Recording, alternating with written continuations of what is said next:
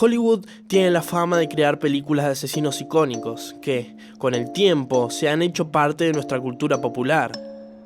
Personajes como Jason Voorhees, Michael Myers o Freddy Krueger se nos quedaron en la memoria como el prototipo, pero la realidad es que los verdaderos asesinos seriales se mezclan entre nosotros.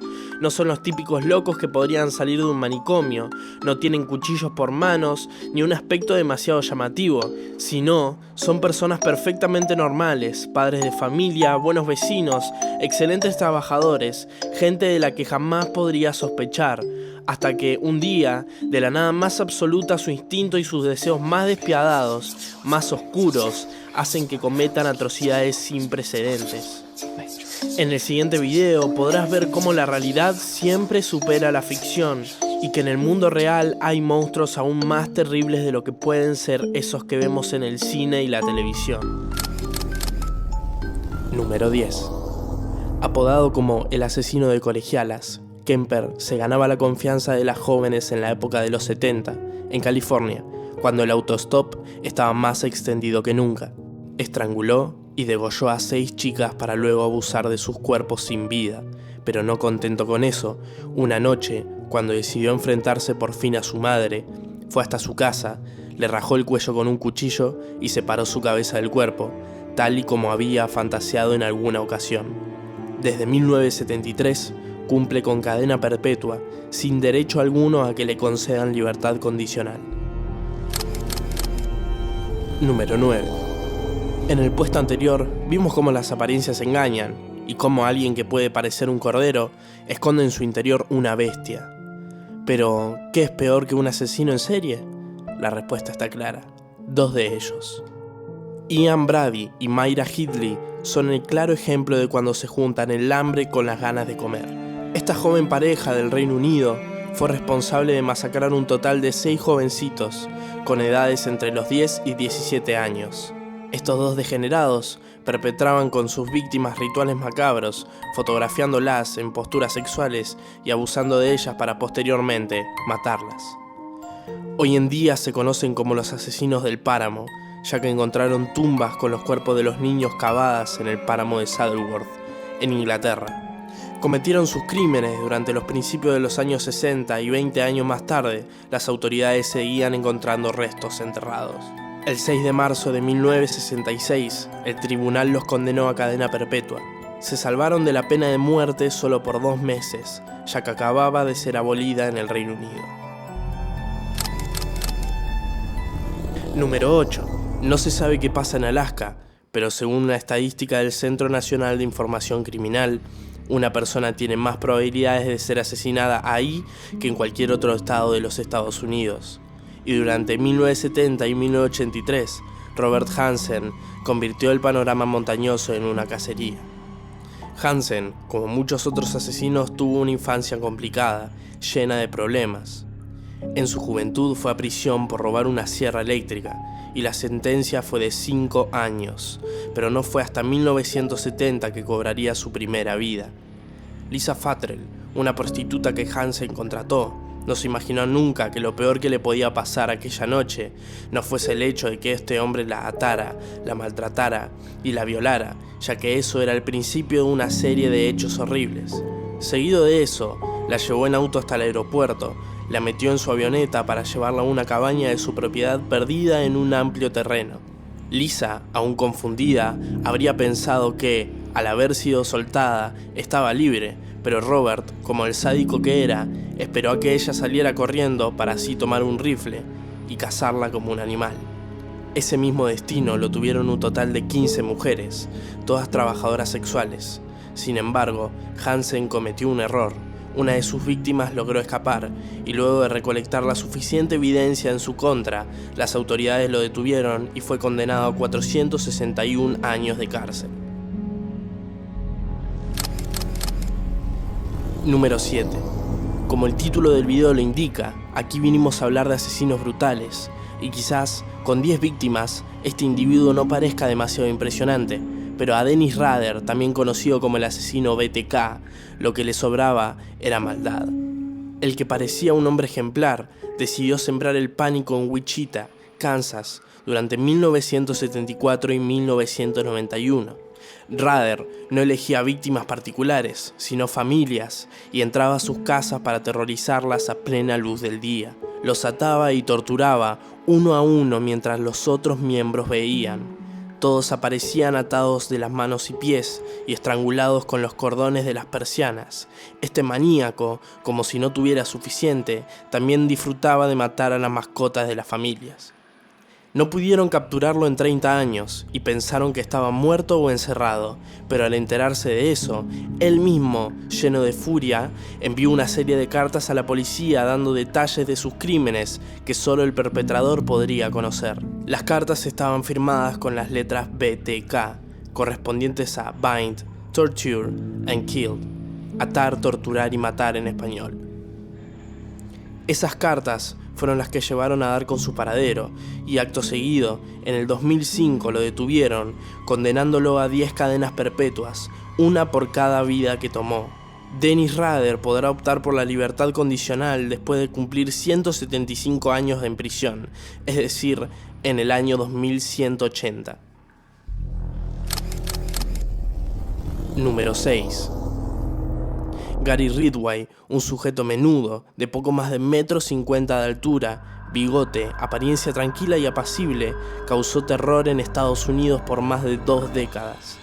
El ex marín secuestraba mujeres, y en especial trabajadoras sexuales, en el estado de Washington. Las violaba y estrangulaba, posteriormente las escondía cerca del río Green, de ahí el apodo de "el asesino de Green River", para practicar necrofilia con los cadáveres en estado de descomposición. Mató a sus víctimas entre 1982 y 2003. Ridgway fue atrapado y enjuiciado, pero para escapar de la inminente pena de muerte confesó haber asesinado a 49 mujeres. Según él, su plan era matar a cuantas mujeres pudiera, ya que sentía un odio tremendo hacia el género femenino. Gary Ridgway se salvó de la pena máxima, pero el tribunal dictaminó para él 49 sentencias consecutivas de cadena perpetua sin posibilidad alguna de obtener la libertad condicional. Hoy en día está en la penitenciaría del estado de Washington. Se cree que Ridgway mintió sobre el número de asesinatos, ya que se estima que, a sus manos, perecieron cerca de 200 personas. Número 5. En el puesto número 5 damos un salto grande, debido a que el siguiente asesino era, sin dudas, uno de los más turbios y retorcidos. Él no solo mataba a sus víctimas por el simple hecho de hacerlo, no, este también se las comía. Apodado como el caníbal de Milwaukee, Jeffrey Dahmer empezó su carrera como asesino a una temprana edad. Tuvo una vida difícil, llena de alcoholismo, negligencia y abandono. Durante la época de finales de los 70 y principios de los 90, Dahmer violó y mató y desmembró a 17 hombres y adolescentes. Cometía actos horripilantes con los cadáveres, cortaba los cuerpos en trozos y los disolvía con ácido. Tiempo después, comenzó a taladrar agujeros en los cráneos de los jóvenes y vertía ese mismo ácido en el orificio con el propósito de zombificarlos, haciendo así que tuvieran una muerte lenta y tortuosa. En julio de 1991, Dahmer convenció a Tracy Edwards, una joven de 32 años, de acompañarlo a su casa para tomarle unas fotos a cambio de una suma de dinero. Él aceptó, pero poco después de entrar en su departamento, Dahmer lo drogó y Edwards supo que su vida corría peligro. Pasado un rato, el chico pudo escapar y llamó la atención de unos policías que entraron en la propiedad del asesino, encontrando evidencia en forma de fotos espeluznantes de las víctimas anteriores y al menos los huesos de 15 personas. Tras un juicio, Dahmer fue hallado culpable de 15 asesinatos y condenado a igual número de cadenas perpetuas. Fue enviado a la prisión estatal de Ohio. 2 años posteriores, murió después de ser golpeado en la cabeza con un fierro por otro compañero de celda. Número 4. Durante el tiempo que Jeffrey Dahmer cometía sus atrocidades, en Chicago, Illinois, un hombre que era reconocido por ser un vecino ejemplar, violaba, torturaba y mataba a jóvenes de su comunidad. La coulrofobia, el miedo a los payasos, es bastante común y exponentes como Pennywise no ayudaron demasiado con eso, pero como es usual, la realidad va más allá de la ficción, y lo que hacía a John Wayne Gacy tan aterrador era que usaba un grotesco traje de payaso al llevar a cabo sus asesinatos. Nadie llegó a sospechar que un sujeto que hacía actos benéficos en hospitales o animaba fiestas infantiles iba a causar tanto terror. Gacy atraía a sus víctimas, en especial chicos jóvenes, a su casa con la promesa de darles dinero, regalos, y con ese modus operandi fue como masacró a 33 de ellos y enterró a 29 en su sótano, tapándolos con plástico y poniendo cal encima para camuflar el olor. Los cadáveres de sus víctimas fueron abandonados cerca de un lago. En 1994 fue por fin llevado a la justicia y fue sentenciado a muerte. Gacy pasó 14 años en el corredor de la muerte antes de ser ejecutado por inyección letal. Número 3.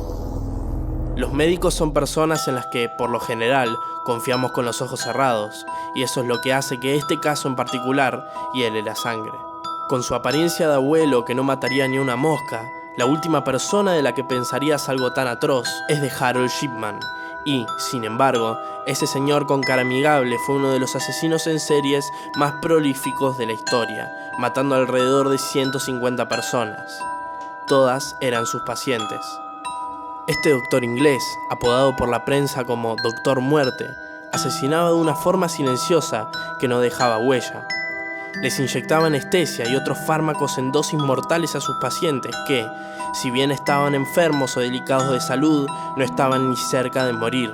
Este ser horrible lo hacía por pura maldad. Finalmente, luego de más de 2 décadas, fue detenido, enjuiciado y condenado a 7 cadenas perpetuas, acabando así con una época muy oscura para Gran Bretaña. Número 2.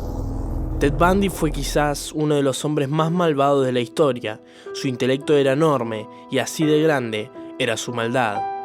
Ocupa este puesto por la naturaleza de sus crímenes, pero también fue uno de los asesinos más notorios a nivel mediático.